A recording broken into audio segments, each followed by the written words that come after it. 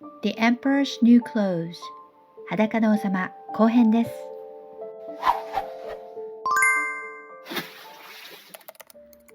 Very soon, the emperor sent another honest official over to see how the weaving progressed and whether the stuff would be ready soon.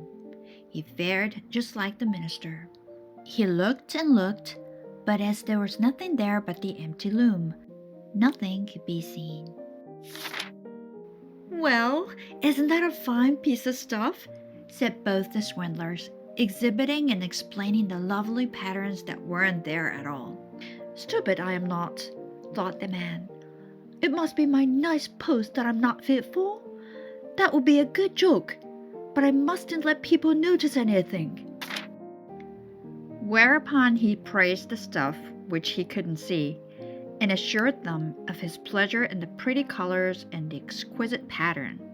Yes, it is positively sweet, he told the emperor.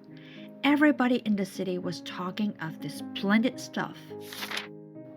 At last the emperor decided to see it, while it was still on the loom, with a large suite of select people, among them the two worthy officials who had been there before. He went over to the two clever swindlers, who were now weaving with all their might, only without a vestige of a thread. Now, is not that magnificent? Said both the worthy officials. Will your majesty deign to note the beauty of the pattern and the colors? And they pointed to the bare loom, for they supposed that all the rest could certainly see the stuff. What's the meaning of this? Thought the emperor. I can't see a thing. This is terrible. Am I stupid? Am I not fit to the emperor? That would be the most frightful thing that could befall me.Oh, it's very pretty. It has my all highest approval, said he, nodding complacently and gazing at the empty loom. Of course, he wouldn't say he could see nothing. The whole of the suite he had with him looked and looked, but got no more out of that than the rest. However, they said, as the emperor had said, "Oh, it's very pretty."And they advised them to put on this splendid new stuff for the first time, on the occasion of a great procession which was to take place shortly. Magnificent! Exquisite! Excellent! Went from mouth to mouth. The whole company was in the highest state of gratification.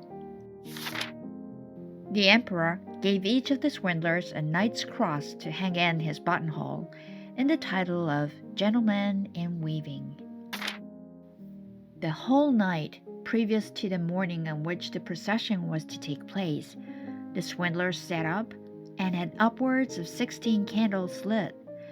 People could see they were hard put to it to get the emperor's new clothes finished. They pretended to be taking the stuff off the loom. They clipped with scissors in the air, they sewed with a needle without thread, and finally they said, "Look now, the clothes are finished!"The emperor, with the noblest of his personal attendants, came thither himself. Each of the swindlers raised an arm in the air, as if holding something up, and said, "See, here are the hoops. This is the coat. This is the mantle," and so on. It is as light as a spider's web. You would think you had nothing whatever on. But that is, of course, the beauty of it. Yes!said all the attendants, but they couldn't see anything, for there was nothing to be seen. Will your imperial majesty be graciously pleased to take off your clothes? Said the swindlers. We can then put the new ones upon you here, before the large mirror. The emperor took off all his clothes, and the swindlers behaved as if they were handing him each piece of the new suit, which was supposed to have been made.And they put their hands about his waist and pretended to tie something securely. It was the train. The emperor turned and twisted himself in front of the glass. Heaven! How well it fits! How beautifully it sets! Said everyone. The pattern, the colors, it is indeed a noble costume.They're waiting outside with the canopy which is to be borne over your majesty in the procession, said the chief master of the ceremonies. Very well, I'm ready, said the emperor. Doesn't it sit well? Once more he turned about in front of the glass, that it might seem as if he was really examining his finery. The lords-in-waiting, who were to carry the train, fumbled with their hands in the direction of the floor, as if they were picking the train up. They walked on, holding the air. They didn't want to let it be noticed that they could see nothing at all. So the emperor walked in the procession under the beautiful canopy, and everybody in the streets and at the windows said, "Lord, how splendid the emperor's new clothes are! What a lovely train he has to his coat! What a beautiful fit it is!" Nobody wanted to be detected saying nothing. That would mean that he is no good at his job or that he was very stupid. None of the emperor's costumes had ever been such a success. "But he hasn't got anything on," said a little child.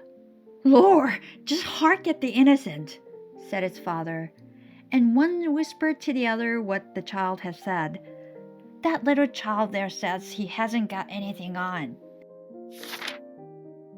"Why, he hasn't got anything on!" The whole crowd was shouting at last, and the emperor's flesh crept, for it seemed to him they were right. But all the same, he thought to himself, I must go through with the procession. So he held himself more proudly than before, and the lords-in-waiting walked on bearing the train that wasn't there at all. That's the end of the story. Thanks for listening. 最後までご視聴いただきありがとうございました。チャンネル登録、通知設定よかったらお願いいたします。Thank you so much for watching. 今回のことが皆さんの学習のきっかけになれば嬉しいなぁなんて思っています。Hope you'll have another wonderful week. So take care. See you next. Bye.